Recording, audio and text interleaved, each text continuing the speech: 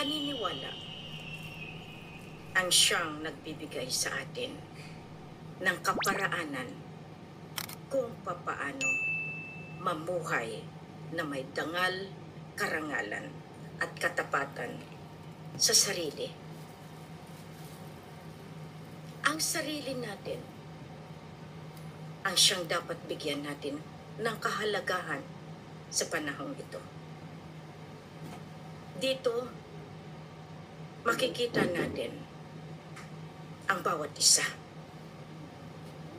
Dahil tayo ay namulat na meron tayong kasanggap. Siyempre, unang-una, ang naglalang sa atin, ang Diyos Ama, ang Allah. Hinihikayat ko kayo muli, bumalik sa Kanya. Dahil siya lang ang totoong makapangyarihan na tagapagtanggol ng bawat sarili natin. Binibigyan ko ng kahalagahan ang ating sarili dahil napabayaan natin. Dahil nga siyempre sa sobrang nating pagbigay tulong sa iba. Ako mismo makapatunay niyan na napabayaan ko ang aking sarili para lamang matapos ko ang misyon na ito.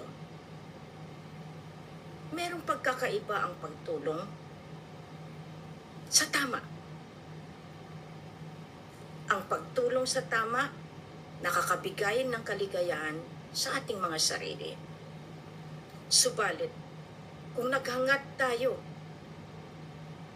ng kapalit na naaayon doon sa sinasabi ng iba, kaya nga pinapatulong kayo dahil meron kayo limpak-limpak na salapi at meron kayong matatanggap na trilyones sa bawat 100 na binibigay ninyo. Nasa inyo ang pagtingin. Nasa inyo ang determinasyon. Nasa inyong mga kamay ang mga desisyones na kailangan para sa iyong sarili. Kasi pag minahal mo ang iyong sarili, tinitingnan mo ang kahinatnan ng bawat desisyon na ginagawa mo. Nagdesisyon tayo. Tulungan yung mga tao na nagsabi, sila ang makapagpalabas ng pera. Nagsanla tayo ng ating mga propriedad, nawala ang ating kabahayan, nawala ang ating kalupaan, nawala mismo ang ating dangal karangalan dahil nasama tayo sa mga taong punong-puno ng promesa, subalit napako rin. Ngayon,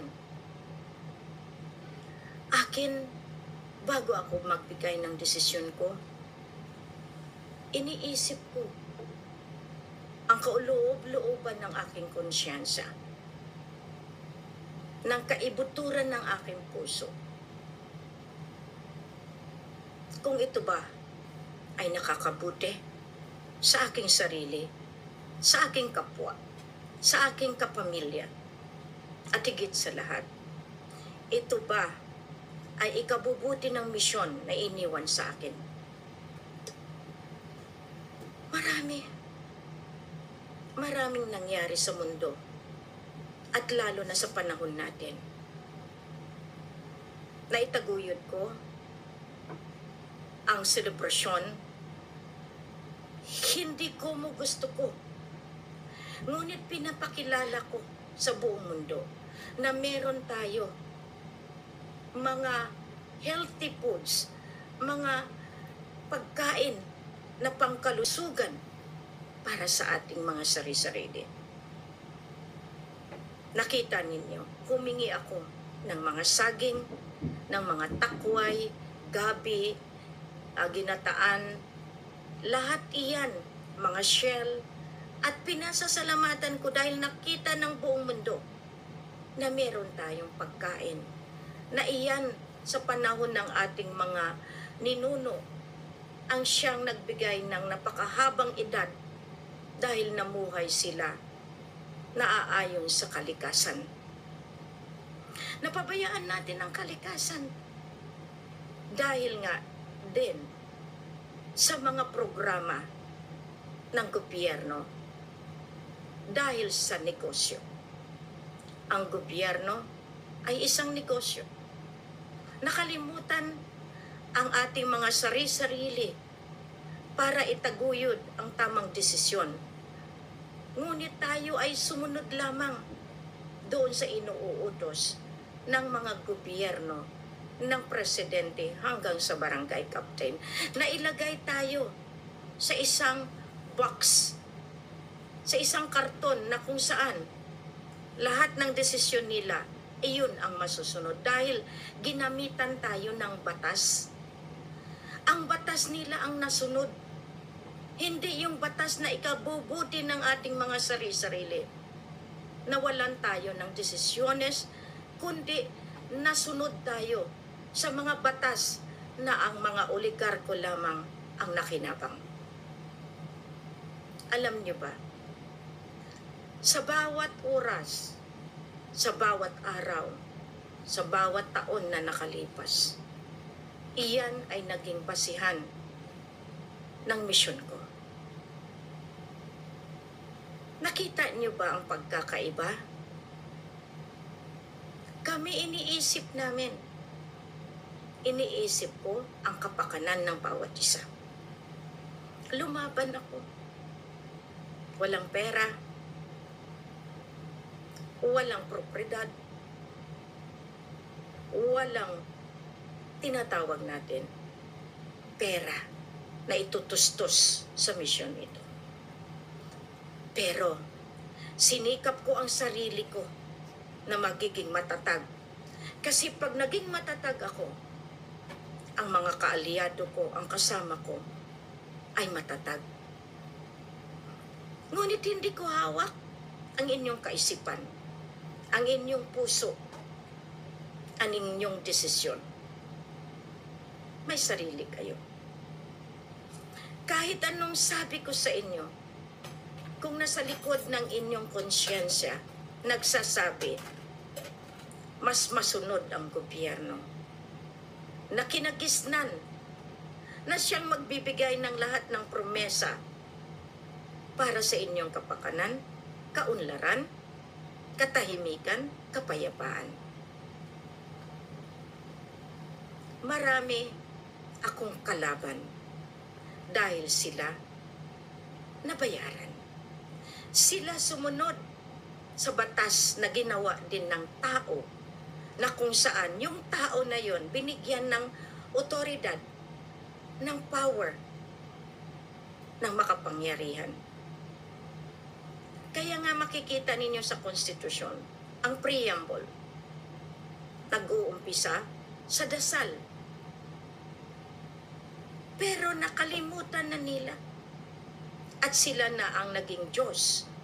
Sila na ang naging naghawak ng bawat desisyones sa pagpatay sa kapwa. Bakit dumating tayo sa puntos na pinayagan ng opisina ng presidente ng Pilipinas na siyang binigyan ng kapangyarihan at otoridad? Siya iniluklok para sa proteksyon ng bawat isa, ng ating mga sarili, ng ating pamilya. Ang nasyon, pinaka-importante, merong mga individual, merong mga tao na kailangan itaguyod. Ang nasyon hindi nasyon kung walang tao.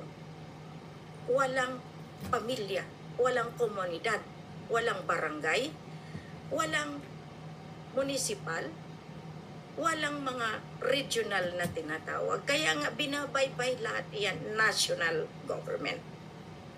Ang pamumuno, binagi-bagi. Pero sino ang nakikinabang? Ang mga opisyales na matataas, dahil sila ang nagpoprograma ng negosyo ng politiko. Kaya nga sa ngayon pa lang, biro mo, namumudmud ng pera para kilalanin na sila yung kandidato na gaganap sa susunod na eleksyon. Makita ninyo kaagad ang pagkakaiba ng pamumuno sa hanay ng monarkiya, sa hanay ng Divino Gobyerno. Dito, nailunsad natin mula 2009 ang pagbawi ng kaharian. Naayuan mismo ang kaharian ng Diyos Ama, ng Allah.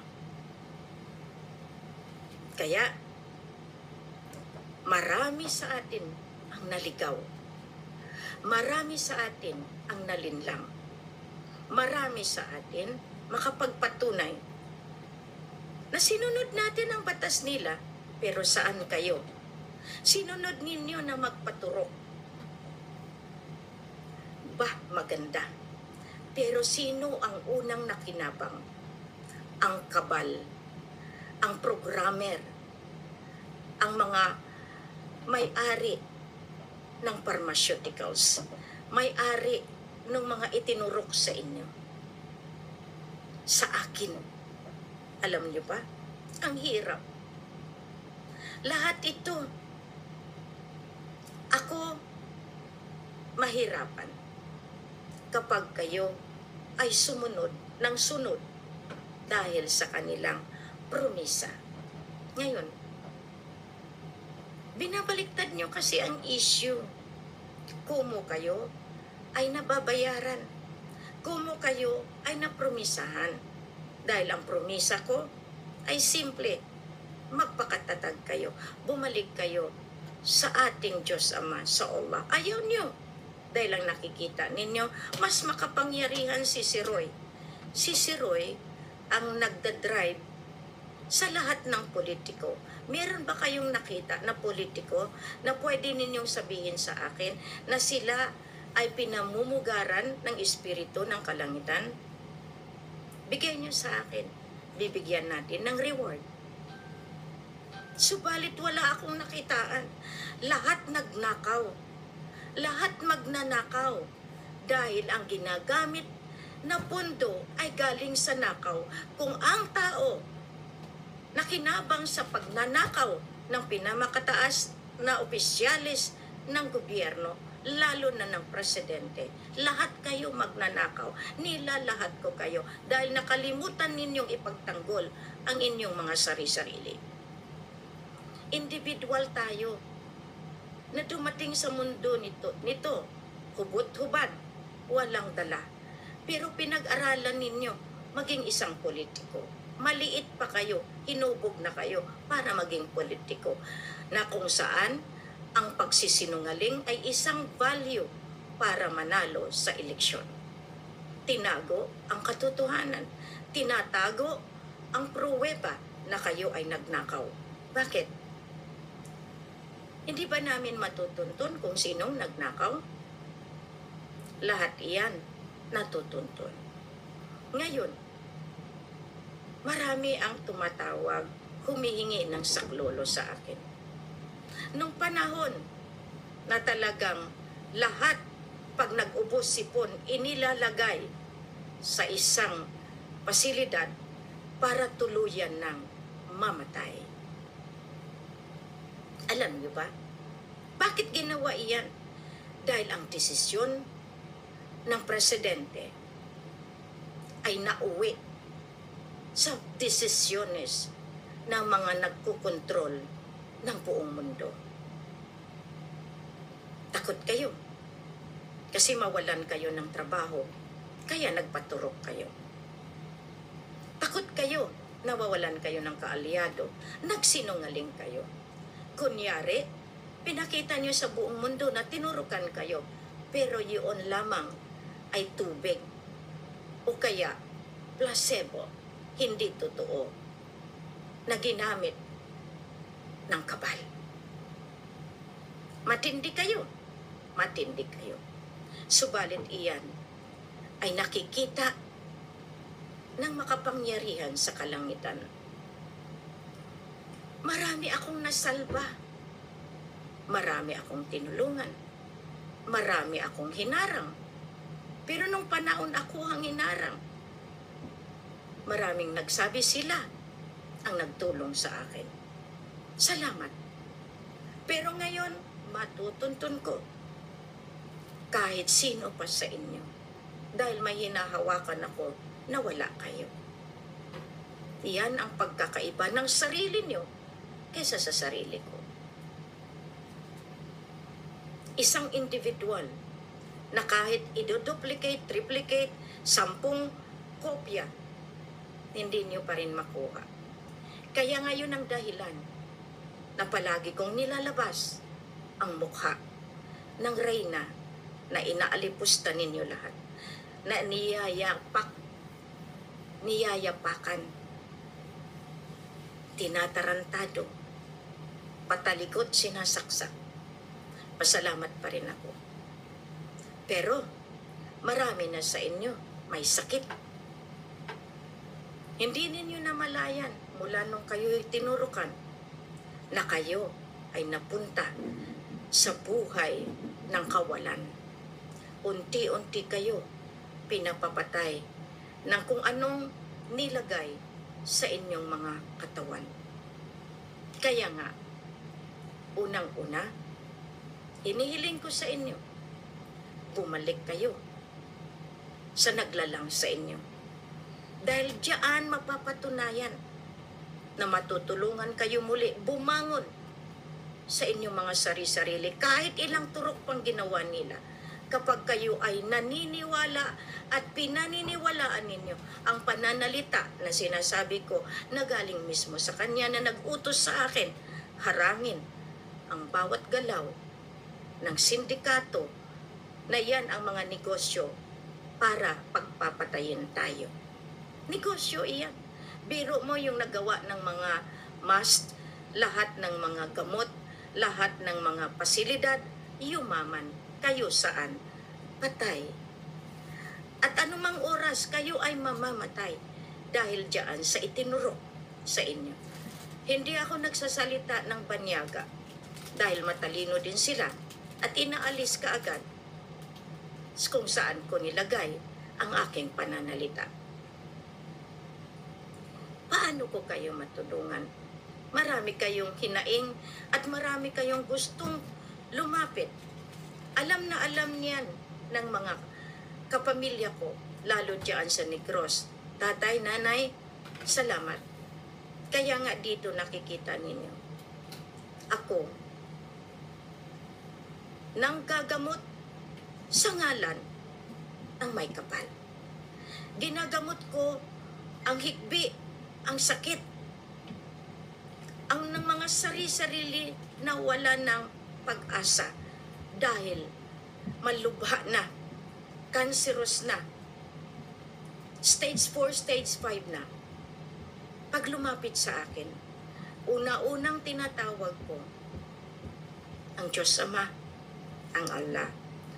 Kung mararapatin, bigyan pa siya ng extension mabuhay sa mundong ito, hilingin ko.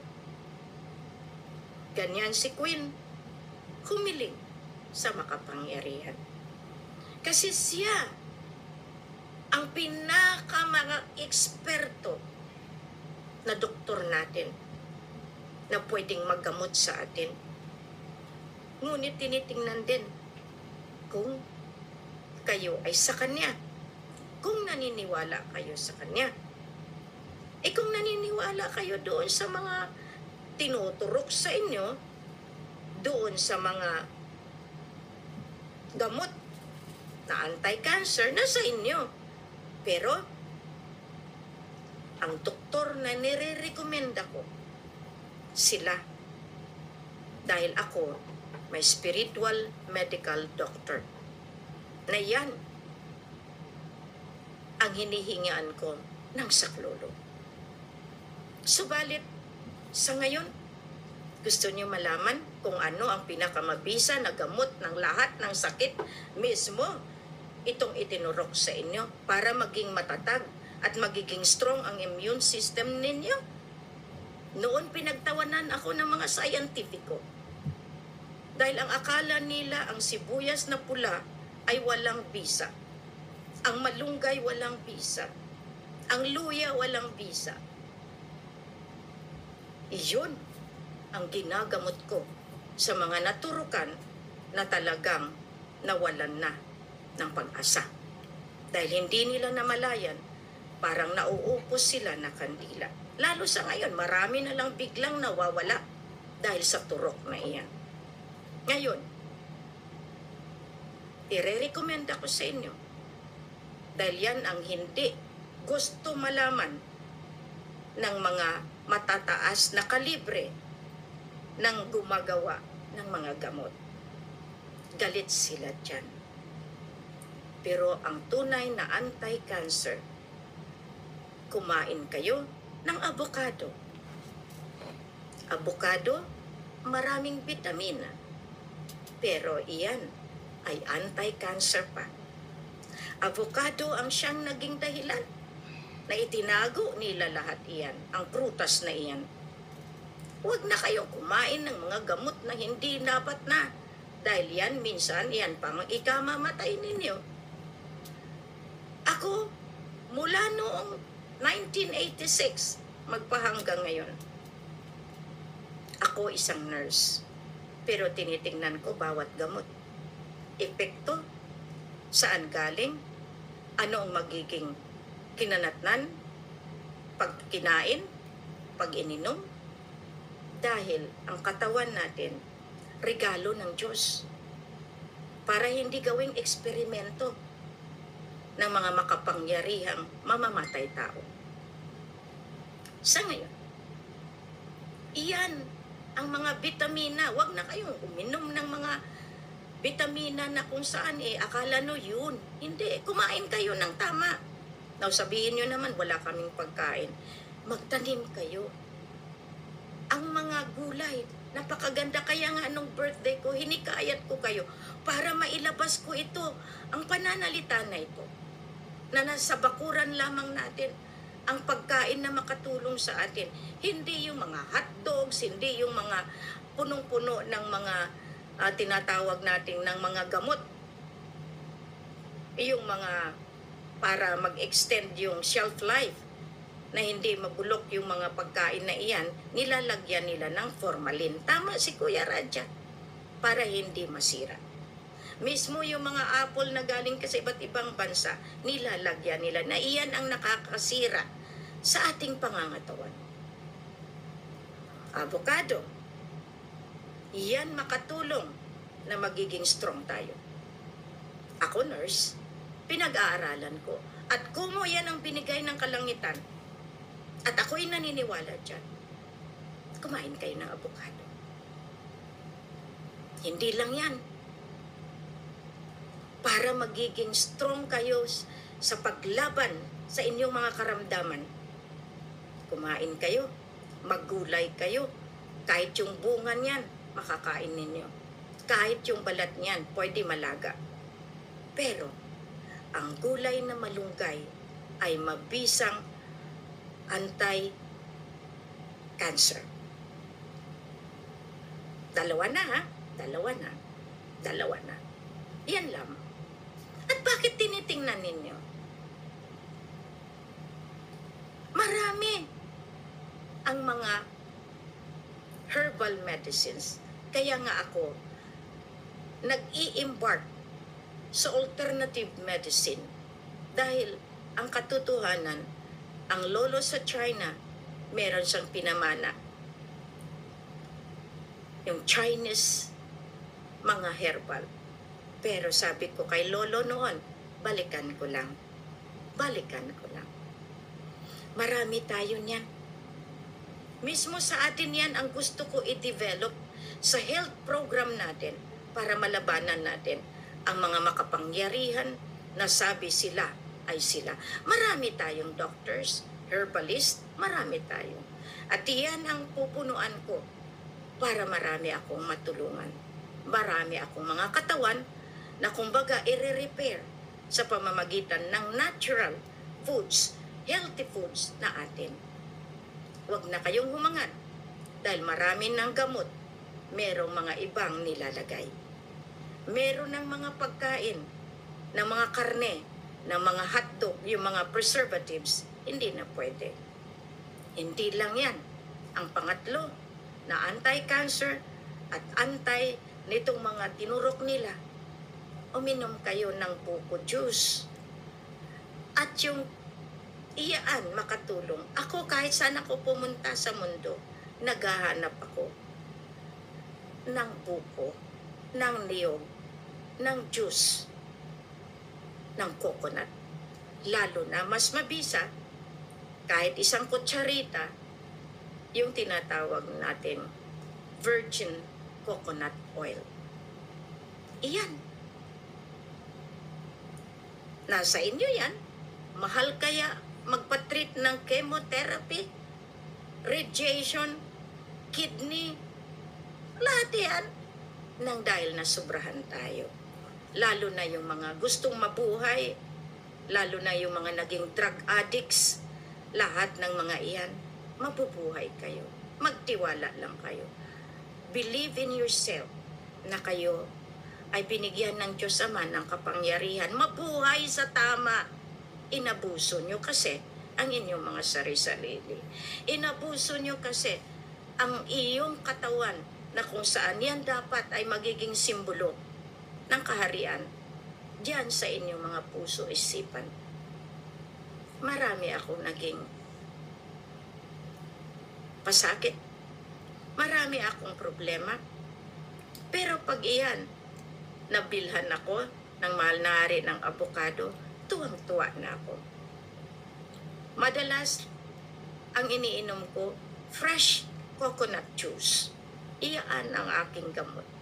At iyan ay nakatulong. Kung muna sa ibang bayan ako, mahirap ang malunggay dito. Pero iyan, pinopromote iyan ng Malaysia. Moringa ang tawag. Lahat kayo, marami tayo niyan. Magtanim kayo sa bakuran. Kaya pag nag-shutdown, hindi problema kayo. Sultanate of Maguindanao, dahil pinakita ninyo, marami tayong haluan, marami tayong pupuyo, marami tayong tilapia. At iyon ang pinakamagandang birthday na binigay nyo sa akin. Masarap. Kahit malayo ako, namnam ko. Ang sinugba, ang inihaw na haluan. Maraming salamat. Kaya nga, pag may problema sa amin sa Kalian, ang hinihiling ko lang sa mga kapatiran ko, kay Sultan Kelly nung nabubuhay pa, kay Dato Ahmad, kay Dato Bagares, 10 na yung mga nandiyadyaan na mga peacekeeper, humuli kayo ng haluan. Yun lamang ang maiambag natin sa pamilya na namatayan. Pagkain na merong seguridad, na hindi merong mga poisonous na mga nilalaman. Virgin coconut oil, nabibili yan kung wala kayong sa farm. Kaya dito nakikita ko ang mas maganda. Ngayon, maraming avocado kasi season ng avocado. Kumain kayo. Tulungan ninyo ang inyong mga sarili-sarili at bumalik kayo sa Kanya na naglalang sa iyo. Dahil ang Diyos, meron din siyang sariling mga doktor. Pero siya ang pinaka-ekspertong doktor dahil siya rin ang pwedeng gumawa ng kaparaanan kung kayo ay mabuhay pa o hindi na. Huwag ninyong isurrender ang katawan ninyo kay si Roy. Dahil si Roy, kaya ang inyong mga sarili-sarili magdesisyon ng mali. Magdesisyon ng hindi ka nais-nais. Dahil mula ulo hanggang paa, kung kayo ay na kay si Roy, mismo ang mga pananalitang namumutawi ay kay si Roy. Kaya nga ayaw ko na lang mag-mention ng mga taong nababahayan ni si Roy.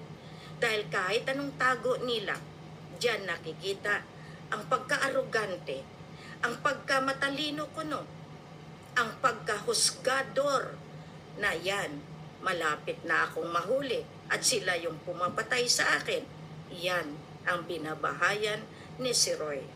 Subalit ang mga binabahayan ng makapangyarihang kalangitan, nakikita ninyo, kahit inaalipos na pa, nakangisi pa at nagsasabi, patawarin kayo.